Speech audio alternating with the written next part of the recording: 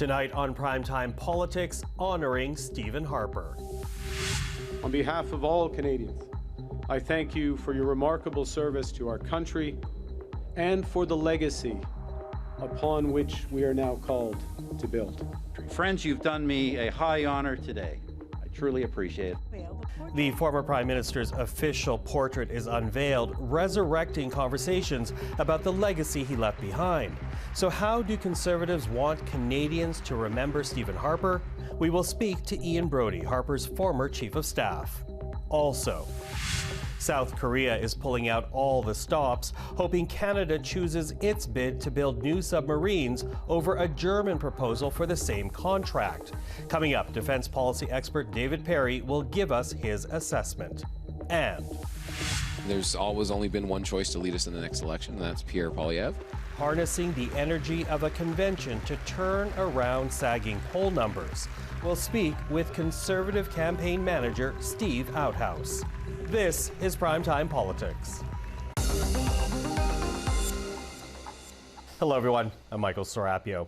Well, Canada's 22nd Prime Minister was in good spirits today, welcomed by the current Prime Minister to the Sir John A. Macdonald Building for the official unveiling of Stephen Harper's portrait that will hang on Parliament Hill. I have to tell you, I have not had a greeting that enthusiastic since the opposition used to welcome me to the House of Commons. But it wasn't all jokes, as Mark Carney did give a serious and glowing description of Mr. Harper's 10 years in office, praising a man who the Prime Minister described as always drawn to service and never spectacle. When the financial crisis struck, he did not let ideology prevent him from doing what was necessary, running deficits for 5 years to support the Canadian economy through the worst global downturn in generations. This was not a betrayal of principles. It was an expression of a deeper principle. The purpose of sound fiscal management is to serve Canadians, not the other way around. Mr. Harper understood that you build up strength in good times to have that capacity in very bad times. Well, attending Harper's official portrait unveiling was Ian Brodie. Currently a professor of political science at the University of Calgary, he was the first executive director of the Conservative Party when the PCs united with the Canadian Alliance. And from 2005 to 2008, Ian Brodie served as Prime Minister Harper's Chief of Staff. I spoke to him earlier today. Ian, nice to see you again. Good to see you, Michael. So how does it feel back in Ottawa after all this time to be walking around the city? Well, it's great to remember all of the great events that we had at the time. Being politics is a lot of work, and at the time, you feel the sort of slings and arrows of it. But as time goes by, you remember the fun times and some friends. It's great to see lots of old friends in the area. I have to say, a little sad not to be able to walk through Centre Block. I know there's a great renovation going on. I'm looking forward to seeing what they do with the old building. But to be able to go through and relive some of the moments, historic moments through the halls there would also be good. That'll have to wait a couple of years. Yeah, well, you say slings and arrows, and you'd say walking the halls, which makes me wonder about Prime Minister Harper. Of course, we saw him yesterday in that fireside chat with the former Prime Minister Chrétien. He now has his portrait unveiling here in Ottawa today. How do you think Prime Minister Harper, or at least Stephen Harper in his time as Prime Minister, will be remembered? Because, here we are 10 years after he's left office. Arguably, the passage of time allows us to have a more objective view of his tenure. What do you think Prime Minister Harper should be remembered for? I think remembered as a safe set of hands. There were some difficult times at the moment, not quite what we have today with Mr. Trump, but, financial crisis, terror attacks and so forth in the world, and he was a steady presence for that. I think a steady manager of the federal government. Not a flashy manager of the federal government, but spending under control, balanced budgets, taxes that were down. It's true, of course, at the time, lots of people were better off in the middle class than today. That continues to be a challenge, I think. In Western Canada, if I can say, tremendous pride that someone from Calgary was occupying that office and to bring a different perspective to national affairs. At the same time, he worked very hard to bring Quebec and the country together. He worked, I think, very deftly and carefully with his Quebec ministers and with his Quebec supporters on that front. So it's good to see this week some recollections of his time on the Quebec side of the country as well. Recollection. How about acknowledgement? Because I wonder how Stephen Harper feels, because again, when he left 10 years ago, loved by Conservatives, not necessarily so by others. Yes, well, insofar as, I don't mean as a partisan comment, but as Mr. Carney ran last year, echoing back to his time with Harper government as a public servant, echoing some of Mr. Harper's catchphrases about Canada's new government and energy superpower. The idea that there's a pendulum swinging back and that people are remembering that there were some very good moments of the Harper government, that there was a solid sense of national unity and of prosperity that we're trying to recoup. I think with time some of the arrows have gone into the quiver again and people are remembering what they enjoyed of that time. Mm-hmm. Which, of course, is a good reminder that Mark Carney was appointed Governor of the Bank of Canada by Prime Minister Harper. I think that was towards the end of your tenure as Chief of Staff. What is the relationship between the two men? Well, they're both, of course, men of the world, men of the business world, both economists, of course. Mr. Carney originally from the western part of the country as well and spent a great deal of time there, so there's a similar viewpoint there. That said, I think Mr. Carney is probably a little more comfortable in the financial world of Bay Street and Wall Street than Mr. Harper is today. Complementary in the sense that Mr. Carney now has to deal with a Trump administration that's not of his political stripe, and Mr. Harper, I think, has some insights about how to deal with Trump administration people at the conservative side of the political spectrum in the United States. That's now so essential to Canadian national interests that I'm sure they have some excellent conversations about that. Well, and Tana McCharles of the Toronto Star, she did write an article about the two men talking, which may surprise more partisan grassroots members of either party. You touched upon it a bit, but do you know specifically what they're talking about? I don't. I suspect that not many conversations go by that political challenges in Western Canada don't come up. We have a possibility of a referendum campaign this year in Alberta and a petition going on. Mr. Chrétien and Mr. Harper talked about this yesterday briefly. And insofar as I don't think Mr. Carney he doesn't come from the political side of politics, if you catch my meaning. You know, he didn't come up through the ranks going door to door and stumping across the country and so forth. I think he's proved to be pretty good at it, but that's not his natural place. And so far as Mr. Harper has, I think, probably a better pulse of that set of challenges that will face the government later on this year. I expect that'll be part of the conversation too. Do you think some Conservatives will be upset to know that he's getting advice from Stephen Harper? Everybody wants the country to succeed, and insofar as there's been some progress on issues for the economic development of Western Canada, I think we're all the beneficiary of that. I know you hesitate to be partisan, but I'm going to ask you a partisan question right now. Because, you and I were speaking this past weekend at the Conservative Convention, and you have here a leader in Pierre Poilievre who built a very successful coalition, not enough to win government in 2025. He's eyeing the next election whenever that may be. How does he build back? Because still, when you look at the polling numbers, Mark Carney enjoys a comfortable lead in the preferred prime minister category. How does he build back? How does he counter that, especially if Prime Minister Carney, from time to time, gets advice from former Prime Minister Harper? Well, Mr. Harper, in fairness, got advice from a lot of other people while he was Prime Minister as well, including a Liberal. So fair is fair. When the national interest is at stake, you have to answer that call. For Mr. Poilievre, I think the challenge is whether there'll be an election this year or not. If there is an election, and I think people are going to want to know, why are we back at the polls so soon, and what's changed since the last election? How is my life better? How is the country safer or in better hands? On that front, I note that everything Mr. Carney says and his ministers say talk about things better a year from now, 2 years from now, 3 years from now.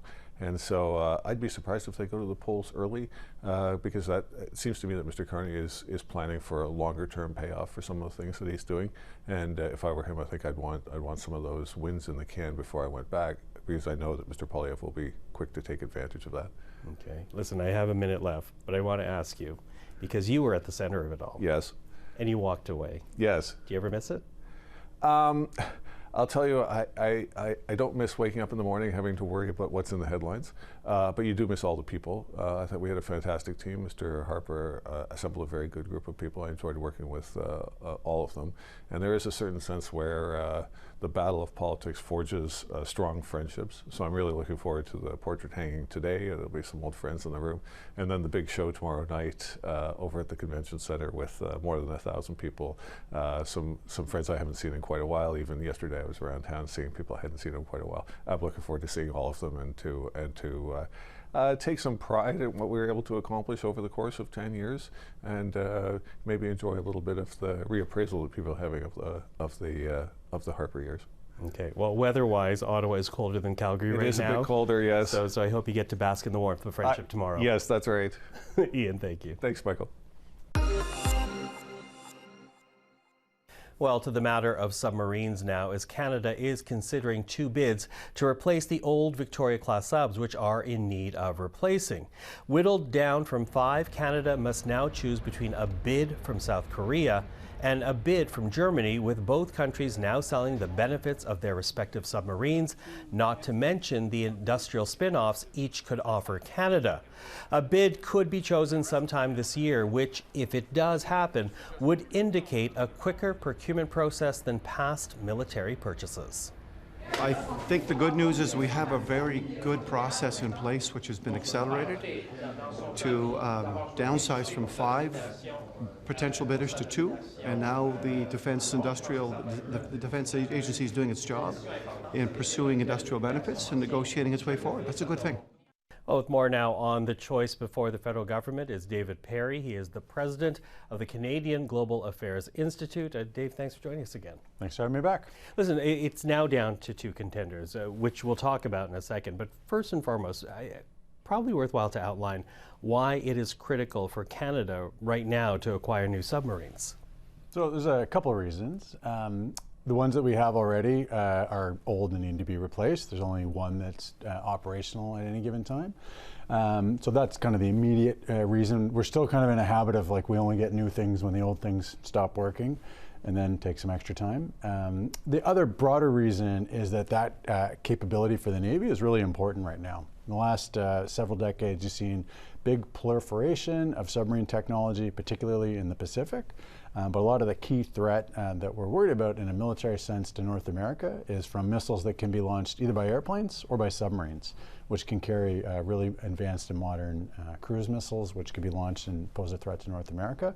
And amongst the most effective ways of monitoring them, in conjunction with other ships and airplanes, you need your own submarines to be able to find somebody else's. So that's the big reason. Yeah, need our own submarines. And as you say, the competition is now down to 2 major contracts. One is South Korea's Hanwha and Germany's TMK. What distinguishes one submarine from the other? Or is this really more about the industrial benefits that can be delivered to Canada? So as with any of these pieces of technology, there are differences. And I think the easiest way to think about this, you could take the statements from the head of the Navy, Admiral Topsy, who's basically said there's pluses and minuses in different aspects with either one of these options, but both of them would do the job in his respect. I think it's created a really kind of unique situation where on a project that's this big, and this is potentially going to be somewhere in the top 2 military procurements that we've done in at least the last 3/4 of a century by dollar value, because these are pretty expensive assets. We have an option where the head of the military service that's suggesting we buy these has said we can take either one, and recognizing, I think, appropriately that in the unique circumstances the country finds itself in right now, he's essentially said the government can look at a lot of the other considerations that are always involved in making these decisions and make the decision based on which way we can get a better deal overall for Canada, not just on the submarine itself. And that boils down to jobs, manufacturing, research development. Is that what they're looking at here? Yeah, so that's, I think, the unique part of this procurement is that you've got the traditional consideration, the military capability piece, and cost, long-term supportability. It's got as sort of a traditional way of looking at economic benefit. There's a government policy, industrial technological benefits, which is going to apply to this project. But they also have an additional consideration for basically an assessment of strategic value of the purchase to Canada. And that's a novel way of approaching this. And I think it's the one that might be the ultimate determinative of who actually gets chosen, beyond just kind of the same sort of formula of applying 100% contract value has to be contributed through the formal ITB. They're basically asking the two companies and their host countries to basically make a proposal to Canada for a bigger economic, strategic, political partnership package. Okay, so Canada looking for the spin-offs beyond just this initial purchase. But you know, when you look at, for example, the South Korean bid, that's a submarine that's already under production or in production. And when you look at the German sub proposal, to my understanding, that's still on the blueprint. Does it matter that there's one already up and running versus one that I guess for all intents and purposes is still theoretical?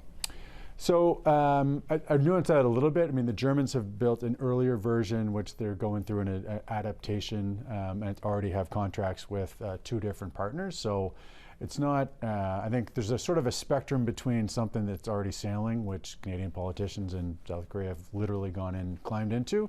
Secretary Steve Outhouse was just doing it this week, versus another one that's based off something that's fairly mature. So it's not quite theoretical versus proven, but I think there is, you know, depending on how much value Canada's ascribing to how mature exactly the system is, one that's already been built and therefore has less risk in terms of the technical capability would reduce that element of consideration.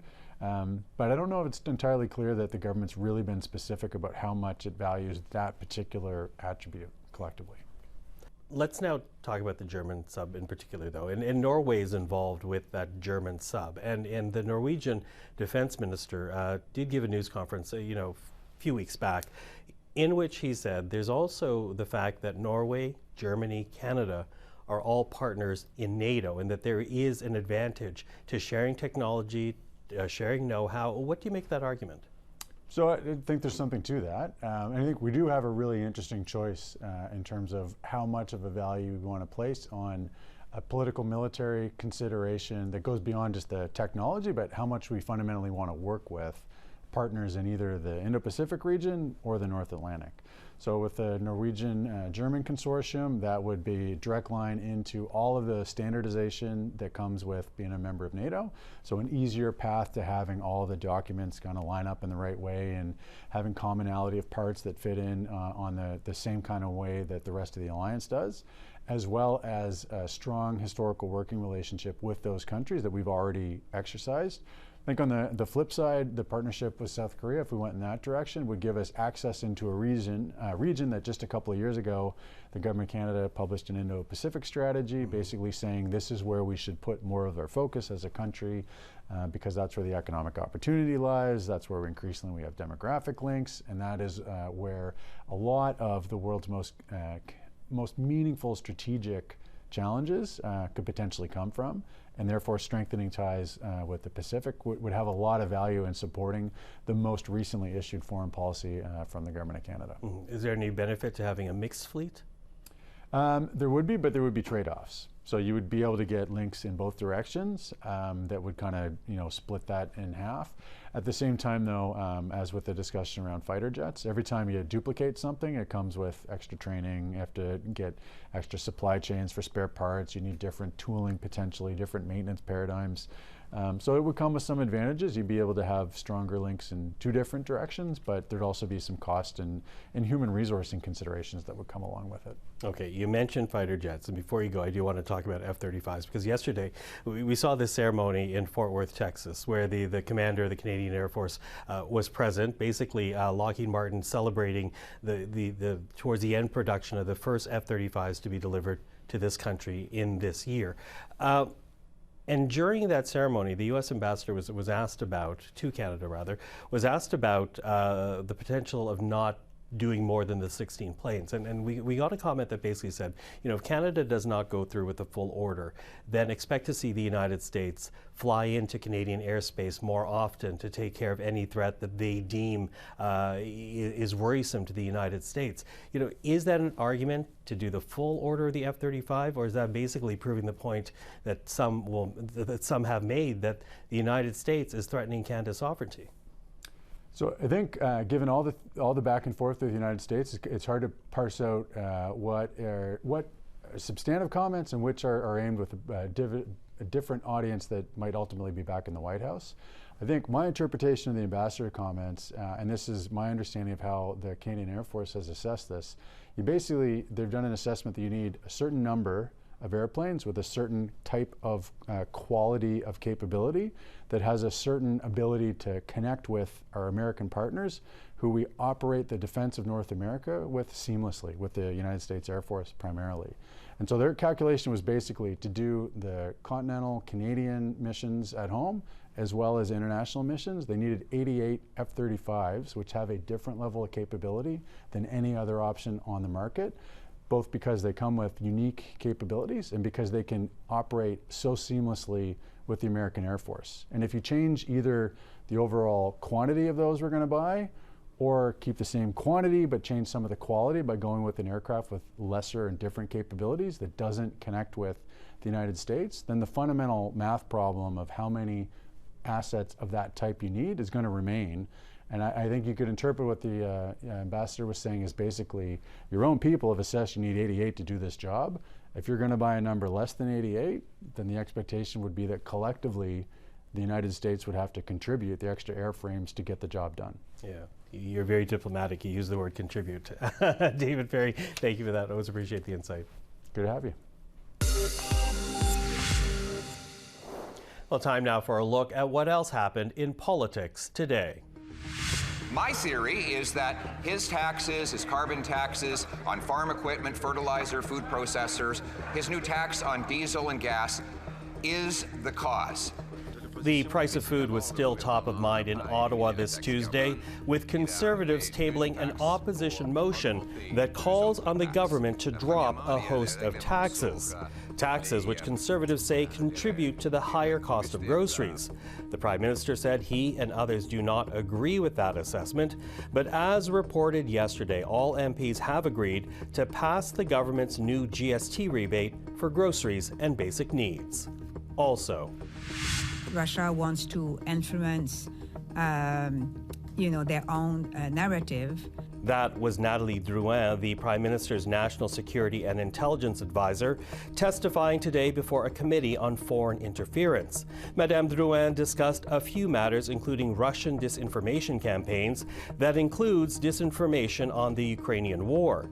That is a big concern in Europe, where Madame Drouin will be stationed when she takes up her new post as Canada's ambassador to France.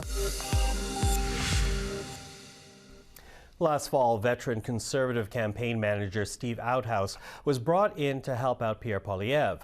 As political watchers know, Poilievre led his party to heights not seen in decades, but still failed to win government and to this day trails Mark Carney in the polls. So how does the party propose to turn things around, especially if they're not changing their platform? We'll take a listen to part of my conversation with Steve Outhouse that we had in Calgary. Are you convinced that what was presented to the Canadian electorate in 2025 is a winnable policy platform the next time Canadians go to a vote? I think it's a more of an evolution that's there, and again, I mean, to get into the raw politics of it, when our opponents, we're CPAC, you can do that. Yeah, that's okay. Just between us. Yeah. When our opponents are saying, please pivot, please move off of this, and and the commentary moves in that way about, oh, this won't work, it doesn't work, and so on. I mean, often that's just that's a tactic to get us to move off of that.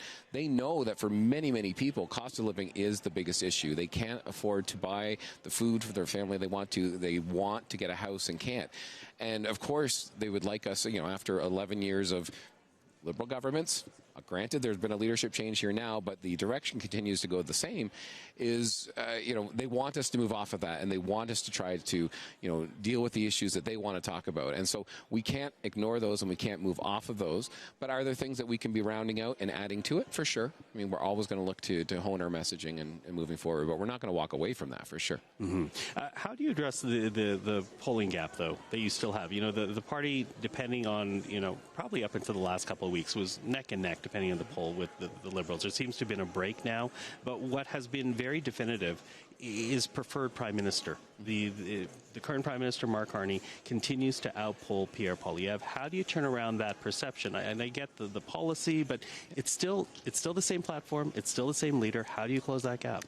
Well, I mean, I do think that there's ways that we can do that where you show more facets of Mr. Poilievre's personality. He's a family man. He's someone with a great sense of humor that I don't know if a lot of people know that. But, you know, there's been a lot of passionate issues. He has been the leader of the opposition. Leaders of the opposition come in with an inherent, I would say, disadvantage because, you know, their job is to oppose. Their job is to hold a government to account. And so, of course, I see this every time. I saw this with Tony Wakeham in Newfoundland, and I've seen in other places. They say, well, what are your policies, or what are you going to do? And because your job is to oppose. And, you know, I believe that, you know, we can do more things to show him as a true prime minister in waiting, and we're going to look to, you know, find ways to do that. But that's just one part of it. I do think that there's, you know, a lot of people who, like, whatever the personality aspects are, and I think, frankly, if you look at our list of prime ministers, I don't know how many were super cuddly and cozy, you know, people. You know, I stand to be, you know, send your comments, but you know, they want to know that you're fighting for them. And Pierre Poilievre is a fighter. And again, back on that change and pivot that you were talking about, again, when we get back to what our opponents want us to do, they want us to flail about and try to, you know, rebrand in a way that's inauthentic and say, oh, well, if we have to do it this way. No, like, the man is a fighter. He's a fighter for Canada. He's a fighter for people. He's a fighter for issues that do make him passionate. So he does get fired up about that. But we need to show the other sides of that, of his personality as well. Okay, that's the potential prime minister in waiting image that you're trying to create around Pierre Poilievre. What about this perception of government in waiting? Because I have to say, walking through this convention center, the delegates I've spoken to, you know, they talk about wanting to see more of their MPs. They talk about wanting to see more of the front bench, thinking that if Canadians knew that front bench and saw government waiting, it would make the argument even more so for your party. What do you say to that? Well, I think we have a great team, and I'm a big fan of, you know, highlighting more of these MPs. If that's what people are looking for, I've got no problem. I mean, I've helped several of these folks get elected in different roles, you know, over the years, and very proud of our team. There is a depth that's there. There's, you know, people who have passions about different policies and different aspects and connect with different communities. I think overall, and this would be my main message to our kind of movement overall, is we need every aspect and every element of the Conservative voter coalition and of the Conservative movement pulling together. That's going to look differently in more PC parts of the area or of the country, and, you know, here in Alberta, in BC. I mean, that's different everywhere you go, but we need to be working together. And similar to that, to your point on our team, we have different people who can speak to different audiences, and I would 100% want them to get out there and use their strengths to connect with potential voters. The latest Abacus data poll says 1 in 5 Conservatives approve of Mark Carney's performance as a leader of government, as a prime minister. What does that tell you about the challenge ahead for you? So, there's a few things there. I mean, it's one thing to say you approve or you're generally not, you know, opposed to the role that he's done. Did it shift voter intent? And I will grant you that, you know, in the last week after the Davos speech, you could see, you know, there was a little bit more of a shift. I'll you know, certainly acknowledge that. But overall, you know, just because a Conservative says, you know what, yeah, Carney's not that bad, you know, follow up with the question of how you're going to vote next time, and that's back in Pierre Poilievre's court. So I think also we're at a very unique time where there is you know, a rally around the flag effect going on, as there should be. You know, we need to all stand up for Canada, and we're proud to stand up for our country. So there is, you know, some of the messaging that's out there is if you're speaking out against Carney, you're really agreeing with Trump, and that's where, you know, there is a line, and it can be tricky. I acknowledge that, where when we are trying to hold the government to account, it's easy for the other guys to say, basically, are you attacking Canada by attacking us? And no, we're the opposition, and we're going to have to raise some issues that are uncomfortable. But to answer the question directly about the 1 in 5, I think it's still a difference to say, you know, generally I support what the person's doing as prime minister, but, you know, what my voter intent is in the next election, you know, that could be different. Conservative campaign manager Steve Outhouse. You can see the full interview on cpac.ca and on our YouTube channel. Now, as we leave you this evening, we wanted to share one more piece of video with you. It's of Prime Minister Harper, who attended question period today, right before his portrait was unveiled in Ottawa. And as we take a look at some of his former cabinet ministers in the gallery as well, I want to say Michael Serapio, and for everyone at CPAC, thank you for watching. We'll see you again tomorrow.